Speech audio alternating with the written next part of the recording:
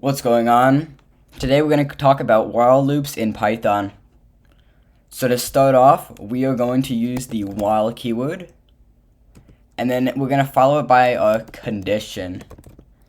We're then going to use a colon here, not a semicolon, a colon, and we're going to hit enter.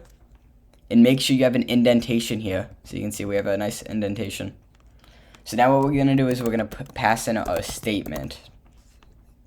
So what do we want our condition to be? For now, let's just say while true to make it easy. Because at the end of this day, this condition is a Boolean statement. Or a Boolean condition. And then our statement will say value plus equals 5. And we'll just create value up here.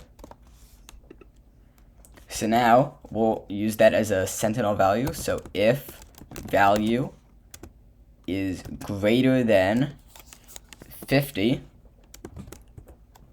we're going to break, and this is going to end the while loop. Otherwise, we're going to print out the value. So let's go ahead and run this and see what happens. So you can see it prints out every value from 5 to 50. And remember, you can have any value here. So instead of saying if value is greater than 50, this is what you would normally do. You would pass through here while value is greater than 50. Then we're going to go ahead and increase value and print value. And I'm also going to go ahead and switch this around here. Value plus equals 5. So now let's see what happens when we run this code. We don't get anything. And why do you think this is?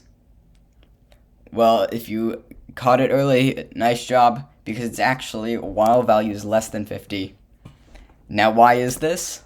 Well, it's because it's running while value is less than 50. Before I had it to stop running while value was greater than 50. And we also want to include 50, so we'll say while value is less than or equal to. And let's go ahead and run that, and you see we get from 0 to 50 because I switched it so that we print first. So I hope you learned a thing or two from today's video, and I'll see you in the next one. Later.